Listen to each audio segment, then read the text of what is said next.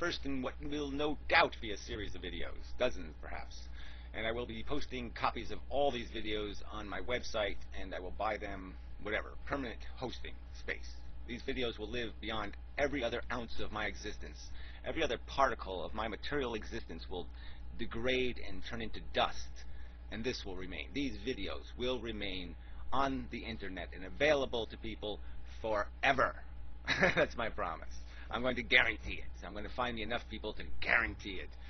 Okay, contract with the future. Anyway, yes, Melinda Harmon has dismissed my case. Like Hittner, she's just taken the same exact road, and she's contrived a more ludicrous premise for doing it. She pulled one of Joneser's old filings in the case when Hittner was still the judge, and used that. So I'll post it in the description, her decision. And it's just such a joke. I mean, when I publish, when you see what I didn't publish what Joneser wrote because Joneser was so outrageous. It was ludicrous. And for her to use that document as the premise to dismiss a case is just plain outrageous. I mean, I'm going to, this is, you know, I guess, well, I don't know what she was thinking. This is no, you know, there's no way she can think she's right. So she must think that somehow she's going to be able to save face in this somehow. And she's not. I'm going to prove her to be malicious, evil, a traitor to the Constitution. I'm going to prove it right here on these videos. I'm going to prove, okay, that this judge has deliberately engineered a preposterous excuse to dismiss this case. It is absolute, on its face, preposterous. It is right next to the Dred Scott decision in terms of preposterousness. It's in the top 10 anyway. No, judges don't write things this preposterous. Judges are idiots, but they're just not stupid enough to write something as dumb as this, based especially on the papers she's citing, because now she's conceded she's read them. Okay, she's read this crap, and now she's going to have to defend how she could possibly read this crap and not realize that she can't say what she's saying. All right, so anyway, they're making the claim. Let's see, let me put it in exactly her words. Let's see. Mosier, oops, sorry, that's my name, fails to allege a single fact supporting these claims. All right, so I'll read the original complaint. Okay, it's not really that, it's really short. Plaintiff claims and seeks opportunity, and seeks opportunity to prove the named parties have participated in actions that violated federal copyright protection of the plaintiff. Plaintiff further claims that these actions, public actions by the defendants were maliciously libel and defamatory in violation of relevant state law. Okay, now here's the important part. Brief description of contextual facts. Both plaintiff and defendants have active accounts with YouTube.com. Okay, there's a claim. There's a factual allegation. The most popular internet video service. Defendants have produced numerous videos that use various manifestations of the video content produced by the plaintiff. Another factual allegation, okay, that they used my content. Plaintiff believes this use constitutes malicious libel and defamation, falls outside any fair use exemption to copyright protections. There, another allegation of fact. Now let's read from Defendant Jonesar in his statements, all right, where he's already conceded, he stipulated to the existence of those facts. So this is just stupid. Joneser, quoting, the defendants named in this case have done nothing more than use short clips from Mr. Mosier's videos. There, right there. He's used short clips, so he's already admitted using my clips. There's the grounds for a copyright claim. You don't understand that, Ms. Harmon? You're telling me you're too stupid to figure out that that defines a copyright claim when somebody admits they have used your material? Now you have grounds for a fucking claim? And I cited the federal law in the complaint. There's nothing deficient about this complaint. Nothing. I am not obligated to provide the fingerprints, the ballistic evidence, the dead body. I'm not obligated to provide any of that crap in the goddamn complaint, and you goddamn know it. So this is just outrageous. He's admitted the goddamn facts I stipulated to. All right. This form of criticism is well protected by fair use provisions of the DMCA. He is now arguing the case. He claims he doesn't understand the case. He claims he doesn't understand what the accusation against him is, that there's no cause of action because he can't find it anywhere. He can't find the accusation, and yet he's arguing the accusation. All right, so that violates Rule 12 right there. In Rule 12, if you're going to claim that you can't find the cause of action, you can't argue the cause of action. You can't admit you understand the claim and at the same time say you don't understand the claim. How can you argue the claim if you don't understand the claim? That's idiotic. It's preposterous. It's ludicrous. Yeah, you're going to defend this? You want to defend this? You want an appeals court to read this crap? And you're going to have to sit there and have an appeals court look at this and say, oh, is she serious? How the hell could you say there's no cause of action? He admits the goddamn facts right there. He has stipulated to the goddamn claims. So all the judge has to do now is figure out whether or not which side of fair use it is.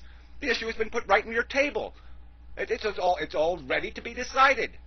Anyway. Okay, second. This is going to go. Like I said, this is going to be fun. I'm going to do 20 friggin' videos. I'm going to go through every one of her sentences, every sentence that this woman wrote, and I'm going to show you the slander that was in Jones R's goddamn papers. I mean, here she has seen this. Okay, this is how he sends mail to my house. This is the guy where all I have to do is make a plausible claim. I have plausibly claimed that he violated my copyright. Okay, they stole my material, and that he has slandered and libeled me. All right, and all I have to do is make a plausible claim. It just has to be plausible, okay? It has to be a little better than possible. It has to be plausible, like you can imagine it pretty easily. Here's a guy who sits there and sends mail legal documents that say, Gary, litigious mofo, okay? That say, Gary, the psycho, okay? This is a legal document. This is how he sends legal documents to my fucking house. And this judge thinks it's not plausible that this guy could have violated libel and slander law? Oh, please. You want to defend that in the Fifth Circuit Court of Appeals? They're going to have to read this nonsense and make a judgment? The only judgment's going to be what are we going to do? How do we get this loony off the court? This is irresponsible. Okay, now here's the second accusation. It's about the libel and the slander. Here he states it, right here, plain and simple again, in his own words. There is a lot of name-calling on YouTube. Okay, he's admitting to his own behavior, and he's calling it name-calling. Now, name-calling doesn't have anything to do with libel and slander, does it? No, they're completely unrelated subjects, right? Oh, I don't think so. An internet website where people create anonymous accounts. Well, I'm not an anonymous account. I haven't been an anonymous account for a long goddamn time, and you know it, Mr. Joneser. And understand that they have First Amendment rights to speak anonymously. There's no First Amendment right to be anonymous. That's not what the First Amendment says. The First Amendment says you have a right to speak. It doesn't say you have a right to be fucking anonymous and unaccountable. Okay, you don't have a right to slander. It doesn't say your First Amendment includes the right to slander with an anonymous towel on your head or something. You don't have any fucking anonymity when you're violating somebody else's rights, butthead. But anyway, that's for this judge who's supposed to be deciding this crap, but they're afraid to decide it. All right. Remarks do not rise to the level of defamation of character because they do not take place in the real world. Oh, isn't that a funky accusation? This isn't the real world. So I guess if I do all kinds of things to an image of some judge in Texas, I shove dildos up certain areas of her body or do other kinds of crap and have funny words come out of her fucking mouth, it'll be okay because it doesn't happen in the real fucking world, right? And as you can see, look. You do an image search on your name, Ms. Harmon. Look whose image shows up. It's mine. Well, eventually this whole page is going to be covered with me, okay? Just because you can't respect my constitutional rights for no other reason than because you won't allow me to argue my goddamn case. In 2 fucking years, I spend the goddamn money. Joneser hasn't paid me for the appeal, so I'm out over $850 fucking dollars. And what do I get from you? This crap? That it's not plausible that this jackass slandered me?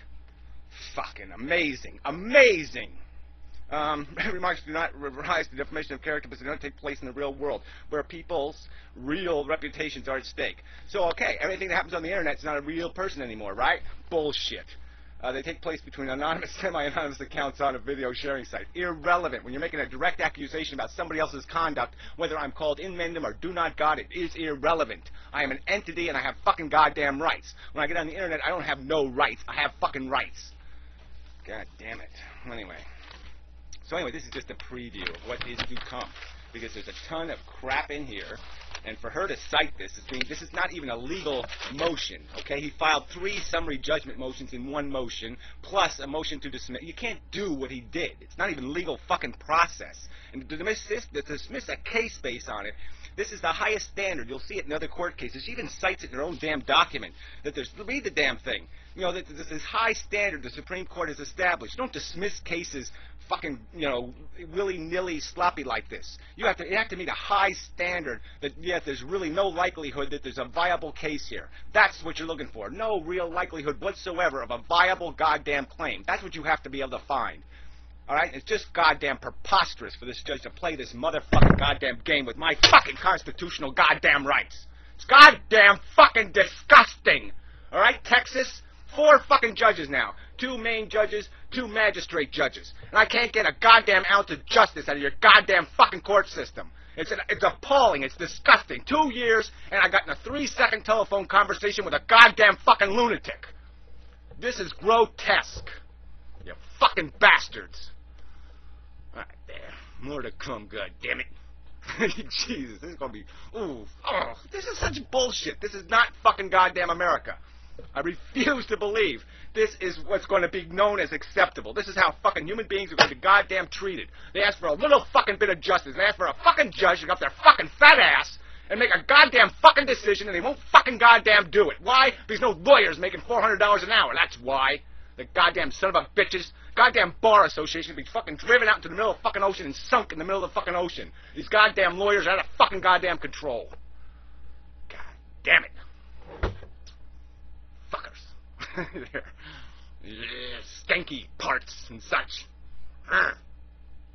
So anyway.